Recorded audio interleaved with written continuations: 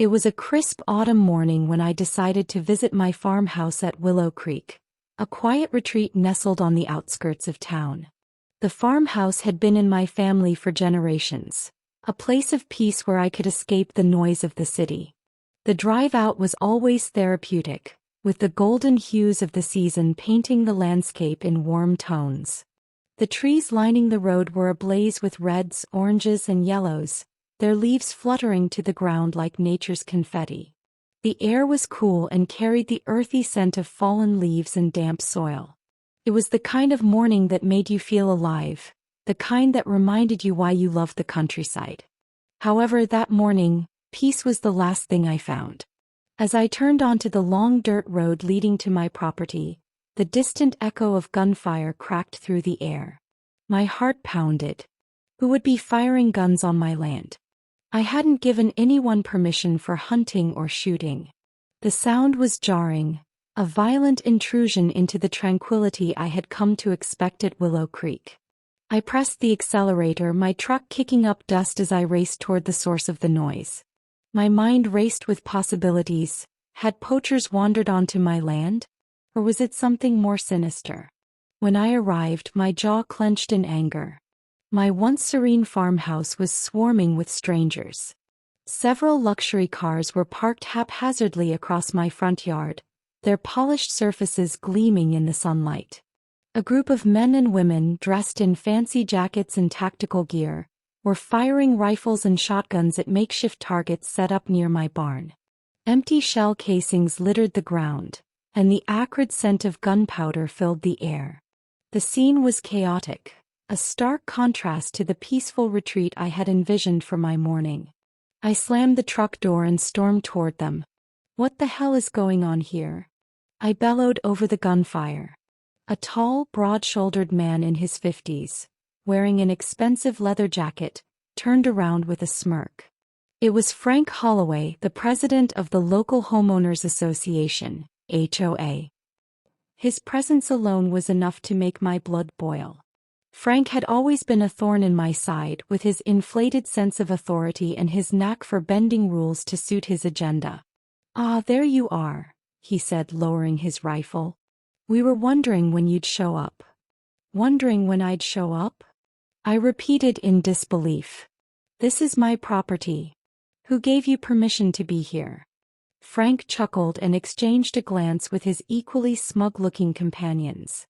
"Well, technically, we assumed it was community property since you live within the HOA zone." I took a deep breath, trying to keep my anger in check. "That's the dumbest thing I've ever heard, Frank. This land is privately owned. It has nothing to do with the HOA." Frank waved a hand dismissively. "Relax, buddy. It's just a little gathering. Some of the HOA members wanted to have a gun club meetup, and we figured this was the best place. It's secluded and, well, you weren't using it." I clenched my fist.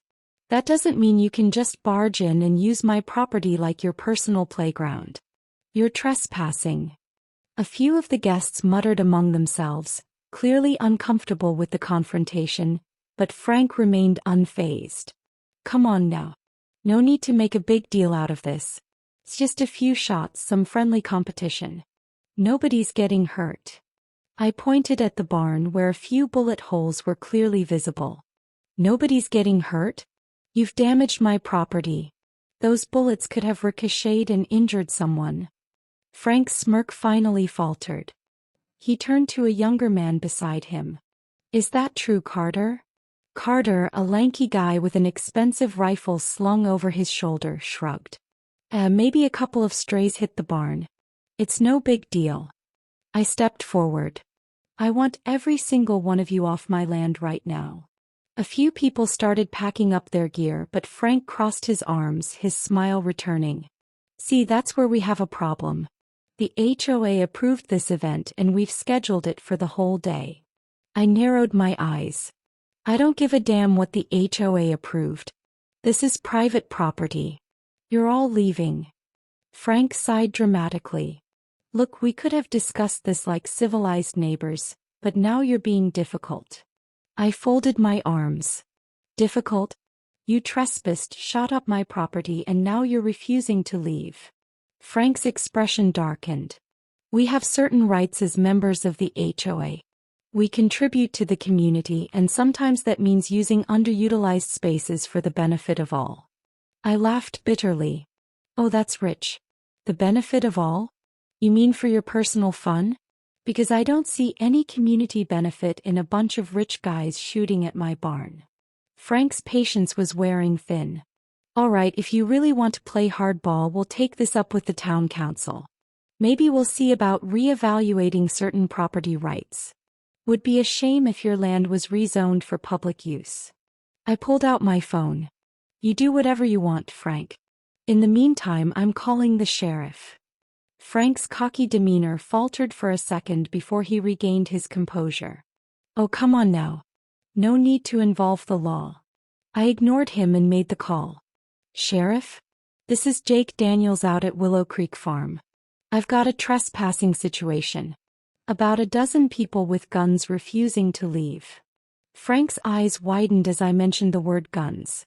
All right, he said, raising his hands. "Let's not make this ugly." But it was too late. Within 15 minutes, 2 sheriff's cars pulled up, their lights flashing.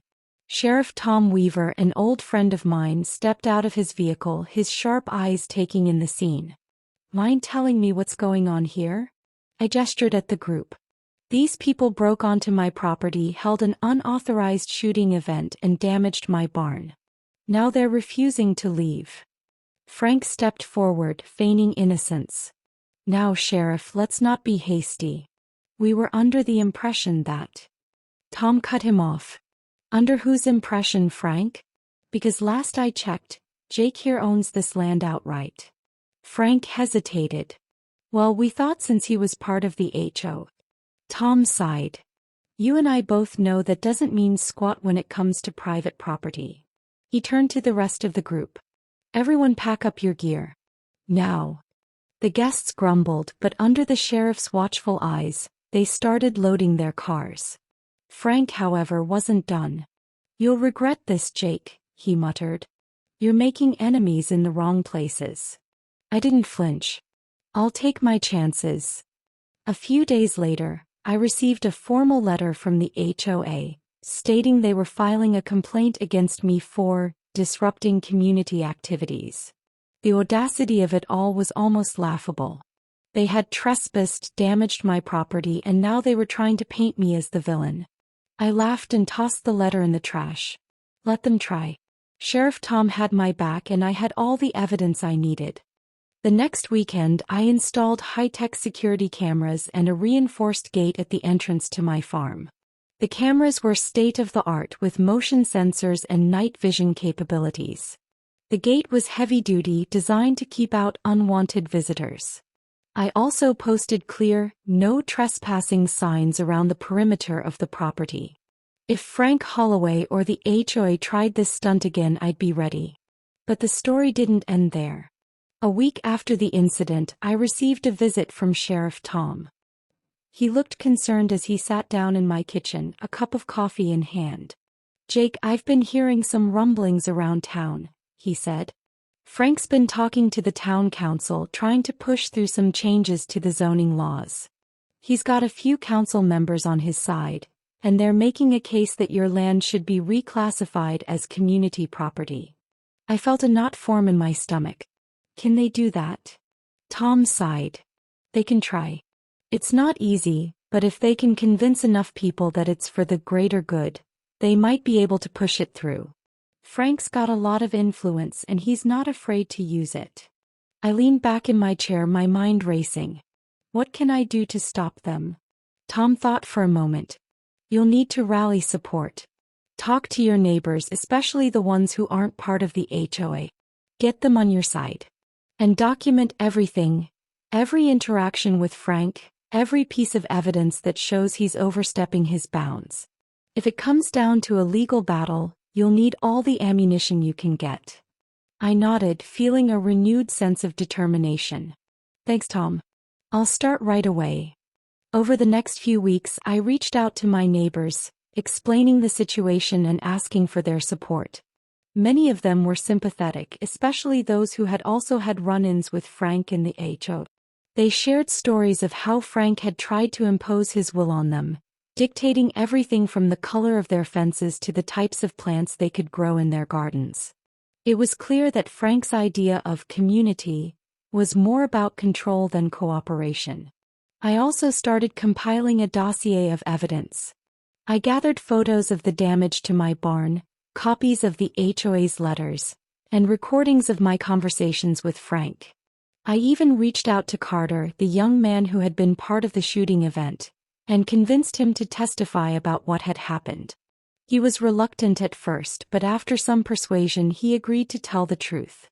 The town council meeting was scheduled for the end of the month, and the tension in the air was palpable.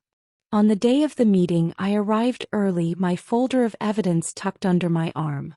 The council chamber was packed, with both supporters and opponents of Frank's proposal filling the seats. Frank himself was there, looking as smug as ever, surrounded by his cronies. When it was my turn to speak, I stepped up to the podium, my heart pounding but my resolve steady.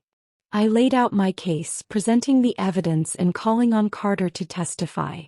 I spoke about the importance of property rights and the dangers of allowing one man to wield so much power over the community. My neighbors, many of whom had come to support me, cheered me on. Frank tried to counter my arguments, but his usual charm and bluster fell flat in the face of the evidence.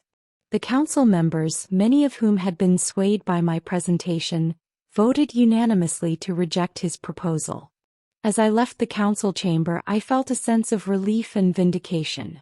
Frank's power had been checked, at least for now. But I knew that he wouldn't give up so easily. He would be back and I would need to stay vigilant. In the weeks that followed, I continued to fortify my property, adding more security measures and keeping a close eye on any developments in the HOA. I also worked to build stronger relationships with my neighbors, fostering a sense of community that was based on mutual respect rather than control. Because at Willow Creek Farm, no one disrespects my land and gets away with it. And as long as I'm here, I'll fight to protect it, not just for myself but for the generations of my family who have called this place home.